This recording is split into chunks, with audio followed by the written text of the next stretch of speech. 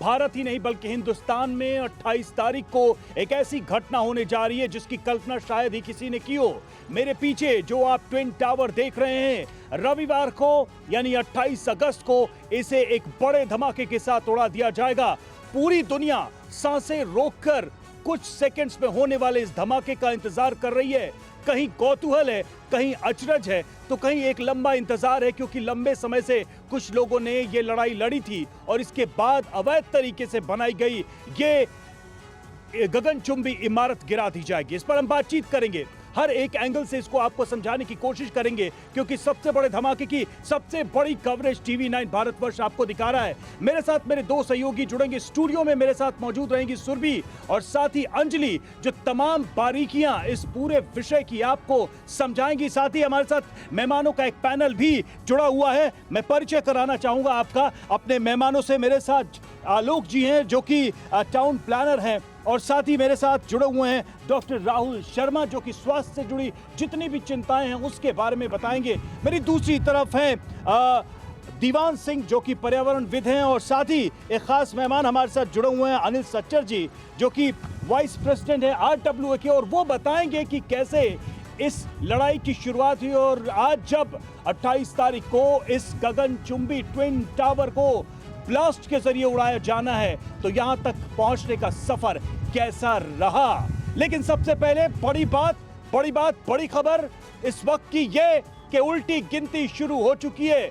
घड़ी की सुइयां धीरे धीरे इशारा कर रही हैं कि वो पल नजदीक है, यानी कि रविवार को 28 अगस्त को दोपहर 2:30 बजे धमाके के साथ इस ट्विन टावर को उड़ा दिया जाएगा। एक सबसे बड़ा अपडेट लगातार जो टीवी 9 भारतवर्ष आप तक पहुंचा रहा है। उल्टी गिनती शुरू हो गई है नोएडा के सुपरटेक ट्विन टावर को गिराने की, और सुबह 7 बजे से इसकी तैयारी शुरू की जाएगी। शाम तक ये तैयारी चलेगी, यानी कि ब्लास्ट होने के बाद भी शाम तक इसकी तैयारी चलेगी। पूरा मुआयना किया जाएगा ब्लास्ट होने के बाद भी। और देखिए, कुछ बड़ी बातें मैं आपको जल्दी से बताना चाहूंगा इस पूरे ऑपरेशन को लेकर, जिसको जल्दी से हम आप दर्शकों को पहुंचाते हैं। क्या है ये पूरी स्थिति जिसको लेकर पूरी दुनिया की नजरें इस वक्त इस सेक्टर 93A के इस ट्विन टावर पर आकर टिकी हुई हैं। तो बड़ी बात क्या है, कल दोपहर 2:30 बजे धमाके के साथ सिर्फ कुछ सेकंड्स में इस ट्विन टावर को उड़ा दिया जाएगा। दोनों टावर कल गिराए जाने हैं। तीसरी अहम बात, 9 सेकंड में एक धमाके के साथ ये ट्विन टावर धराशायी हो जाएंगे, ध्वस्त हो जाएंगे। और दोनों टावर में कुल 62 मंजिलें हैं। जी हां, 62 मंजिलों को गिराना है। और एक टावर की बात करें वो 32 मंजिला है, दूसरे टावर की बात करें वो 30 मंजिला है। 3700 किलो बारूद यानी विस्फोटक इसमें भर दिया गया है। इसके लिए 9000 से ज्यादा होल्स भी इसमें बनाए गए हैं और इनके जरिए इसको ध्वस्त किया जाएगा। आपको एक और आश्चर्यजनक बात बताते हैं कि कुतुब मीनार से भी ऊंचे हैं ये ट्विन टावर। जी हां, इनकी ऊंचाई कुतुब मीनार से, दिल्ली के कुतुब मीनार से, जिसको दुनिया में कीर्तिमान की तरह देखा जाता है, उससे भी ज्यादा ऊंची ये इमारत है। और टावर को गिराने में करीब 17.55 करोड़ रुपए खर्च हो रहे हैं, यानी 17 करोड़ 55 लाख खर्च हो रहा है इस इमारत को गिराने में। तो ये बड़ी जानकारियां, बड़े पॉइंट्स, बिग पॉइंट्स हम आपको दिखा रहे थे। ड्रोन ग्राफिक्स जिसे हम कह रहे हैं, देखिए आप पूरे एक ओपन एनवायरनमेंट में हम बैठे हुए, बिल्कुल उसी के बैकग्राउंड में, उसी ट्विन टावर के बैकग्राउंड में, जहां इस ग्राफिक्स के माध्यम से ये सारी जानकारी हम आप तक पहुंचा रहे हैं। तमाम मेहमानों से भी इस पर हम बातचीत करेंगे।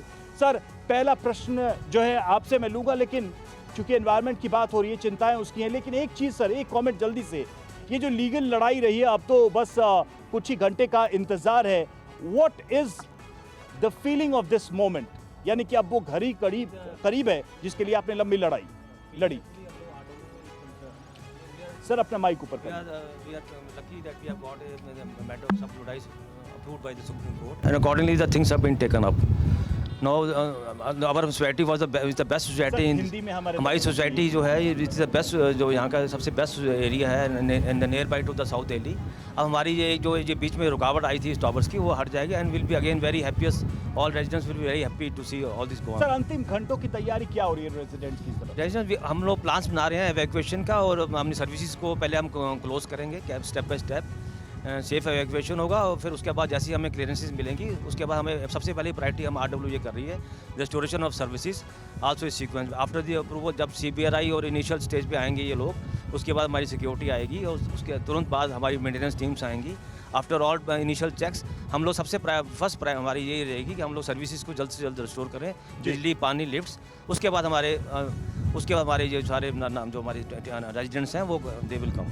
ठीक है सर, पूरे प्रकरण में का सबसे बड़ा संदेश क्या है? देखिए, Alok Kumar federation of apartment owner association से हूँ और कई सारे टाउन प्लानिंग में सरकार को सजेशंस के लिए देता रहता हूँ। ये तो भ्रष्टाचार की जननी के ये इमारत अब तो बिल्डर और अथॉरिटी के साठगांठ की प्रतीक बन गई है।